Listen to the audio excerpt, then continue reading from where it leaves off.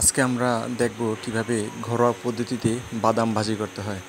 প্রথমেই আপনি কড়াইটা এভাবে শুকনো বসিয়ে এই হালকা জাল দিয়ে একটু গরম করে নেবেন। আর হাতে যে বাদামগুলো থাকবে এগুলাকে একটা এই ঝুরি বলেন, সালন বলেন, যাই বলুন না কেন, এটা একটু ঝেড়ে নেবেন যাতে আলগা খোসাগুলো এগুলা মানে বাদাম থেকে আলাদা হয়ে যায়। ওকে ভালোভাবে ক্লিন করতে হবে। তারপর আপনি কড়াইয়ের ভিতরে 2 থেকে 3 ফোঁটা 5 ফোঁটা যাই হোক একটু তেল দিয়ে নেবেন, কেননা এই যে লবণ দিলে যাতে এগুলো বাদামের সাথে আটকে যায় সেজন্য। আর এভাবেই দিয়ে রাখবেন আর আগুনের পরিমাণ দেবেন একবারে কম। ওকে, দেওয়ার পরে কন্টিনিউ নাড়তে হবে। আবার এটা দিয়ে নাড়া যাচ্ছে না, এটাকে বলা হয় ডেউয়া। ডেউয়া দিয়ে নাড়া যাচ্ছে না, আমরা মাসুনদানি দিয়ে এই কী বলবো এটাকে নাড়াচাড়া করার চেষ্টা করব। এভাবে কন্টিনিউ আপনাকে নাড়তে হবে। আর না নাড়াচাড়া করলে পুড়ে যাওয়ার সম্ভাবনা থাকবে। আগুনটা একদম কমিয়ে দিতে হবে, বা অবশ্য দেখা যাচ্ছে না ঠিকমতো, আগুনটা একদম মানে হালকা হিট এরকম হচ্ছে।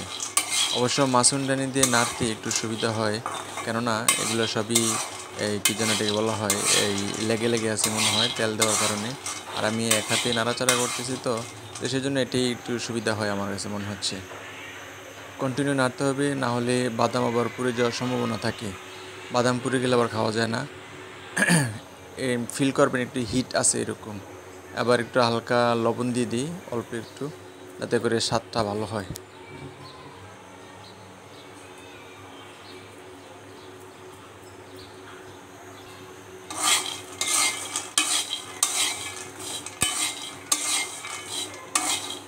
আমরা দেখতে পাচ্ছি লবণটা বাদামের খোসার সাথে আটকে যাচ্ছে, এতে করে এটা একটা গুড সাইন, কেননা বাদাম খাওয়ার সময় একটু লবণ লবণ ভাব থাকবে, নাহলে আবার আলগা লবণ খেতে হয়। হিটটা দেখে নিই, হিটটা এমনভাবে ফিল করতে হবে যাতে মনে হচ্ছে যে হালকা হালকা একটা গরম ভাব পড়তেছে। বেশি আগুন খুব প্রখরভাবে দিলে বাদামের চামড়াটা দ্রুতই পুড়ে যাবে। আর বাদাম হওয়ার আগেই যদি বাদামের চামড়া পুড়ে যায় তাহলে তার বাদাম খেয়ে স্বাদ পাওয়া যাবে না। আরেকটা বিষয় হলো কি, বাদামের এই উপর দিয়ে অনেক সময় দেখা যায় আগুন বাড়াই দিলে উপর দিয়ে অবশ্যই দেখা যায় বাদাম হয়ে গেছে অবস্থা, কিন্তু যখন আপনি খাইতে যাবেন তখন দেখবেন যে বাদাম হয় নাই, ভিতরে কাঁচা। তো সেই জন্য আগুন কিন্তু বেশি দেওয়া যাবে না, আগুন একদম এটাকে বলা হয় লারে লারে লারে লারে দিতে হবে। ওকে,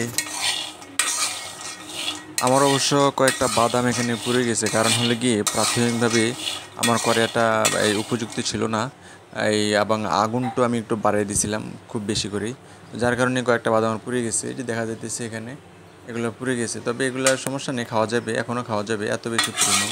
আমি খুব অ্যালার্ট হয়ে গেছিলাম সাথে সাথে। আর বিষয় তো এই যে এখানে রাখছি আমি, দেখেন এখান থেকেই এই কী যেন এটাকে বলা হয় এইভাবে মোচড় দিলে বলা যায়, এই যে চামড়াটা খুব সুন্দরভাবে খোসাটা খুলে গেছে। খোসাটা এভাবে সুন্দরভাবে খসে গেলেই মনে করবেন যে বাদাম হয়েছে ভাব। খুব মজা, খুব মজা হইতেছে। আর মনে রাখতে হবে নাড়াচাড়া করার পরে বাদামগুলো এভাবে সরিয়ে দিতে হবে, সরিয়ে দিলে আগুনের তাপটা সমানভাবে সবগুলো বাদামের সাথে লাগে। আমি ভাজতেছি আর একটু পরে পরে ট্রাই করতেছি, কারণ বাদামটা সাথে সাথে মুখে দিলে আপনি বুঝবেন না, ঠান্ডা হতে হবে, ঠান্ডা হলে গিয়ে আপনি এটার বুঝতে পারবেন যে এটা হয়েছে কি না। আরেকটা বিষয়, আমরা এভাবে ভাজতে ভাজতে নাড়তে নাড়তে যখন দেখবো যে বাদামের কালারটা প্রায় কফি কালারের মতো হয়ে আসতেছে, বাদামি কালার না, কফি কালারের মতো হয়ে আসতেছে বাদামের খোসাটা, তখনই বুঝতে হবে যে বাদামটা হয়ে গেছে প্রায় এমন।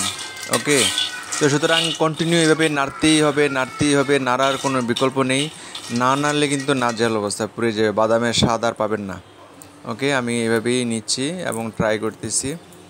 একটু পরে পরে স্বাদটা নিয়েই আমি দেখি যে ঠিক হয়েছে কি না, কারণ নাহলে তো বুঝবো না। ওকে ওকে, আজকে বাসায় তেমন কোনো কাজ নেই, তাই ভাবছি বাদামগুলো হয়েছে অনেক দিন হয়েছে আনছি বাসায়, একটু ভেজেই নিই। কষ্ট করলেই কেষ্ট মিলে, কথা আছে না, মুরব্বীরা বলতো আর কি, এরকম কাজ না করলে তো খাওয়া মিলবে না। যাই হোক, আর একবার ট্রাই করে দেখি। কররা হয়েছে কররা।